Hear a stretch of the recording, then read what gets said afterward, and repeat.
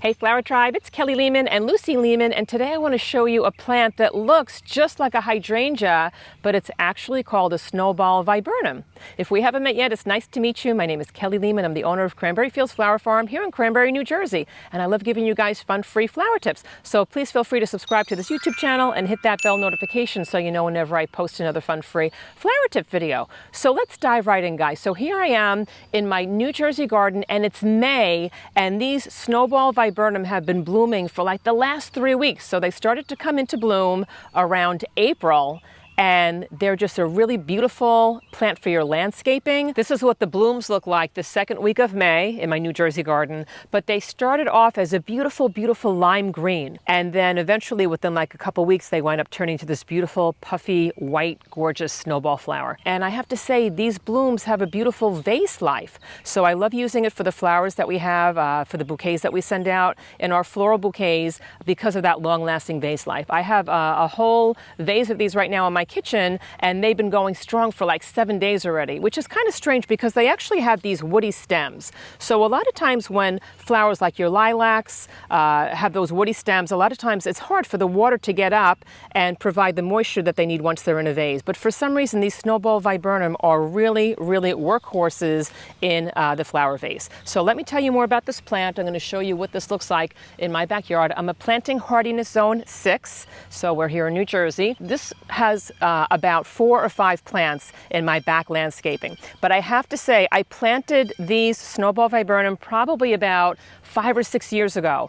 And the first year or two, I got very little growth. I think I had like 1 or 2 little tiny, crummy little blooms, and I was really disappointed. And then all of a sudden, in years like 3 and 4, they just took off, and they are massive. So Snowball Viburnum can get up to 10 to 15 feet tall. They are drought tolerant, which is one of the reasons why I absolutely love them. I have 0 maintenance on this plant. I mean, I hardly ever water it.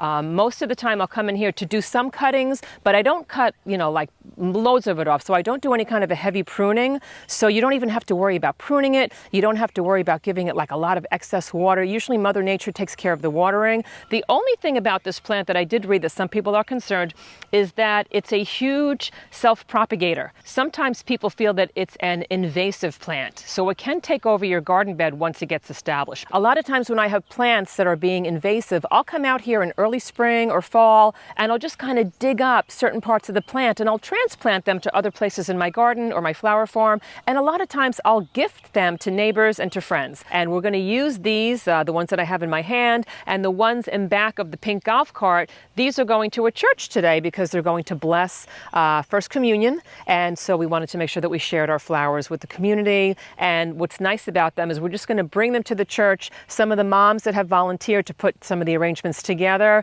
are going to be able to do that very easily because you basically just take these stems and you plunge them in water, and they basically make their own gorgeous arrangement all by themselves. So what else can I tell you about this great plant? So it's also deer resistant. So we have a load of deer because if you can notice, we've got a lot of woods in back of the farm back there. So we've got, large families of deer that come through the secret garden all the time. And I have yet to see them, take charge of this plant. This is great for planting zones 3 through 8. So you can grow them in most states, so that's really nice. And they're cold hardy. So that means that you're not going to worry about having those blooms kind of frozen off, like that happens to some of my hydrangeas sometimes. If we have a cold snap in spring, these blooms are not affected. We actually had a really bad cold snap at the end of March when there was like a lot of the other plants got affected by that frost, and these plants were not harmed at all. So we had snow, 20-degree temperatures towards the end of March, and these guys still look like this at the end of the season. So a lot of times my Annabelle hydrangea and my Incredible hydrangea, which are the first ones to bloom in my garden, don't come out until like the end of May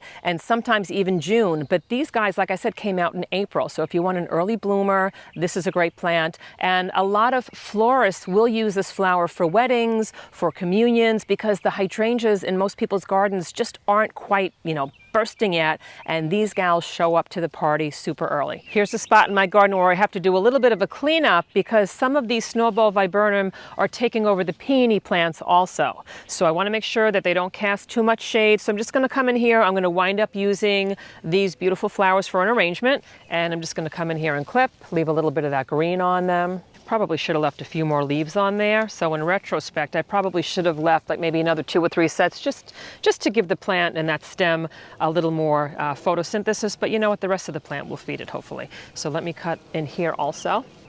I'd rather leave extra leaves like that just in case, just to get the most bang for your buck. So these plants are starting to crowd each other out. So one of the things that I'm going to do is come in here in fall and consider moving some of these plants. So I know a lot of people don't like to move their peonies. A lot of gardeners say don't move them. Once they're happy, and they don't transplant very well. But I've had good luck with transplanting them. These Snowball Viburnum are the same age as the giant ones I just showed you in my garden. They were planted the same time. However, I planted these in the flower farm, and for some reason it either didn't like the soil or it didn't like, I guess maybe they were like competing for nutrients with all the other plants. So this plant is the same age as the other ones that were huge, and I moved it. So I moved it in early spring, and already I've got my first blooms.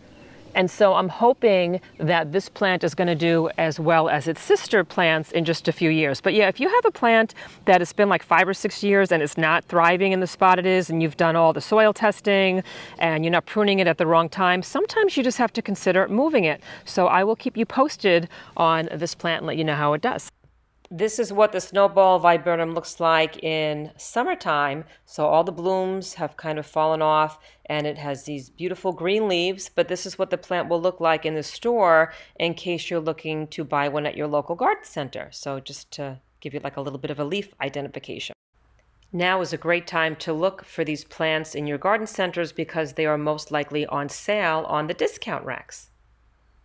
If you're looking for a very large plant to put in your garden or your landscaping, I think that you're really going to enjoy Snowball Viburnum. Thank you so much for joining me in this video, and please feel free to say hi to us over on my Cranberry Fields Instagram page and also on my Kelly Lehman's Flower Tribe Facebook group, because there's thousands of gardeners from all over the world and they're asking and answering tons of questions over there. And please check out my new podcast. All these are in links and descriptions below, and I also have links to my new online flower courses that teach you how to grow a beautiful fresh cut flower garden just like this, and then how to arrange those beautiful blooms into gorgeous arrangements for your home or to gift to your family and friends. And please let me know where you're viewing this from in this great big beautiful world. I love to see how our flower tribe is growing around the globe each week, and I will see you in the next video. Or like if I will wait until like the end of May, early forgot my dates, and I'm back. So wait a minute. So that's it. I should say that's it. That's it. I'm done.